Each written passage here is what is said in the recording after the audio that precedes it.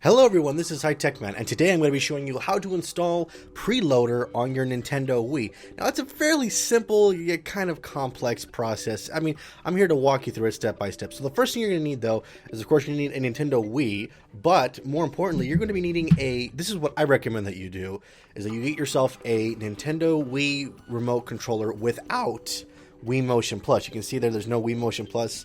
This is like one of the first gen controllers. You can usually get one or a generic one for like $10. I just recommend it because you have less problems in the long run. If your Wii can support the GameCube controller, I would also recommend you plug in a controller to see if that would work, because sometimes some of these applications are kind of finicky. The next thing you're going to need is a SD card. I have right here a 8GB SanDisk Ultra SDHC Class 4 SanDisk gift card, a SD card. And what I've said in the past that you really shouldn't use these, but I've been using this more and more often now since people have been telling me that it's actually, you can use these. And I've already ran this experiment once, and you can use this. It's not a problem. It's just don't try to go like 16 or 32 gigs, because I don't know if it'll support it or not. But I have an 8GB here ready to go, and this is what I'm going to be using. And of course, you're also going to be needing some files. You can see here I already have them on my desktop.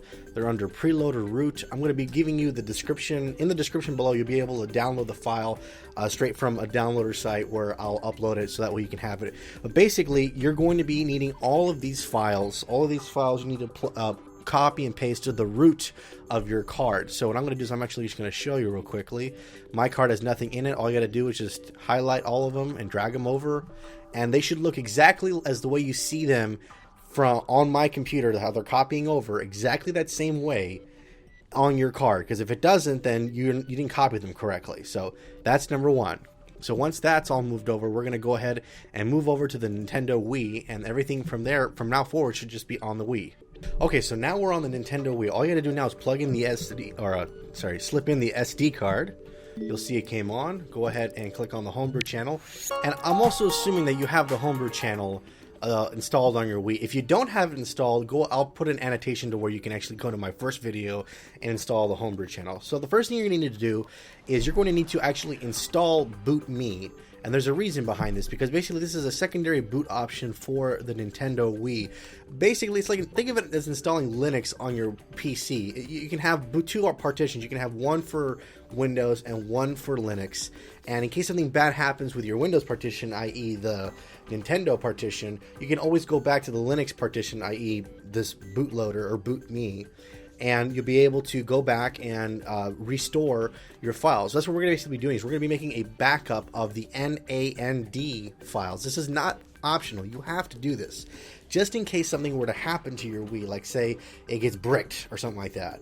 This is just a way to restore it, so that way you don't have to you don't have to really worry about things like, for example, if it gets bricked, or like if you're installing a theme and it's not going well. So you can see here, there's the HackMe installer. Hit continue. We're going to scroll up to BootMii, select BootMii, and then install BootMii as boot 2. That's basically like a second operating system. And then you say yes, continue.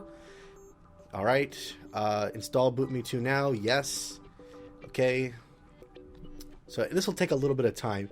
Also recommend that you are online with your Wii, or at least have internet capability. That way it can at least semi-update all the files. But these files that I have here are going to be up to date from this time of making this video. So it's just verifying all the files that it's installed into the secondary partition of the Wii. So it'll take a little bit of time. All right, success. Hit continue on your Wii remote. We're going to return to the main menu, and then we're going to exit the program. So what's going to happen now is it's going to actually take us to the secondary partition on the Wii, and we can't actually use our Wii remote. We actually have to use the buttons on the Nintendo Wii. And what we need to do is we need to hit the power button twice, and then you hit the reset button to select. So we're going to select the SD card. I'm sorry, we're not going to select the SD card. We're going to select the gears. And then we're going to select the first option, which is exporting the information from the chips to the SD card. Now what this is doing an NAND backup. Like I said earlier, you really want to do this. Once it's gone through and backed everything up it's backing everything up right now as far as your core system files to the Nintendo Wii.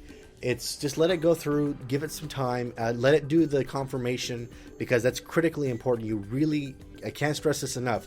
if something bad happens, this will be your lifeline for your Wii. So I'm just going to fast forward this part of the video and we'll get started on the next section.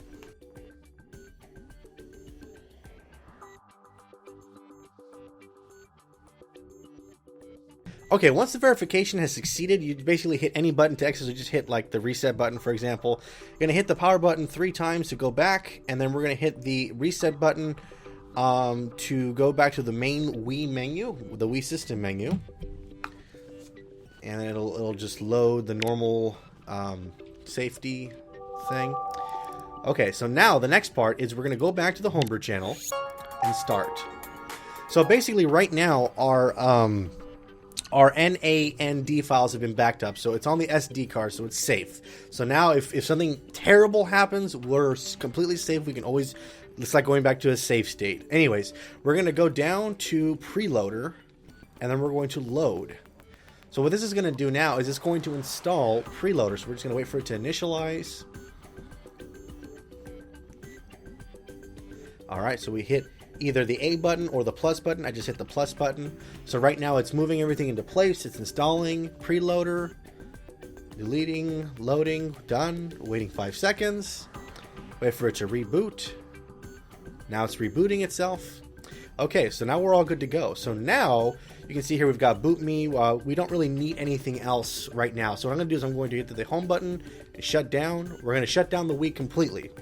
So what I'm going to do is I'm going to hold the reset button and then tap the home button on the Wii. So while holding down the buttons, you'll be able to see it'll come up. And there's Priiloader, no problem. So that's basically how you install Priiloader, but I'm going to take it one step further, just a little bit. We're going to install some custom settings that I like to do. Okay, so what we're going to do is we're going to install some custom little menu hacks that I like to do. So what you do is you select System Menu Hacks, and then you'll be able to see a different file here. What we're going to do is we're going to modify a few of the things on the Nintendo Wii. Basically makes it a little bit easier for us to do stuff like install third-party applications or to run our backups and stuff like that.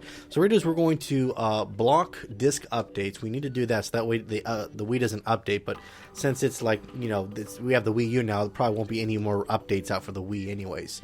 The next thing we want to do is block online updates. So let's find that.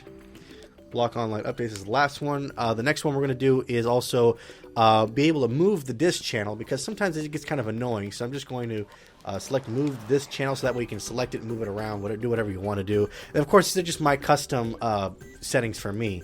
We want to do, let's see here, region-free GameCube games, region-free Wii games. What else do we want to do? Usually what I like to do is region-free channels. Yeah, that's pretty good.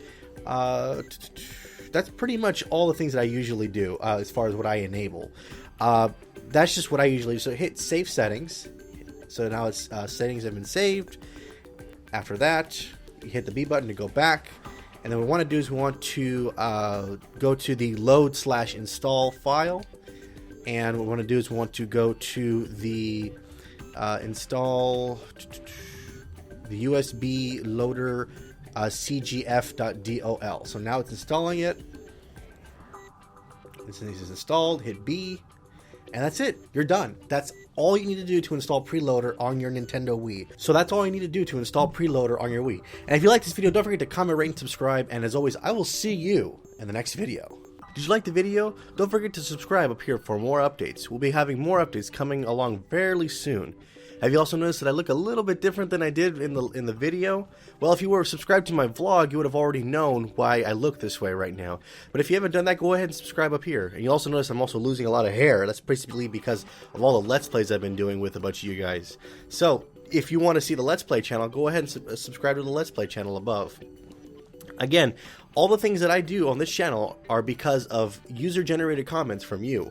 So if you want to see something specific next, go ahead and leave a comment of what you want to see next. I got this video idea off of one of you guys on YouTube. So basically, leave a comment and I'll see if I can get around to making a video to it.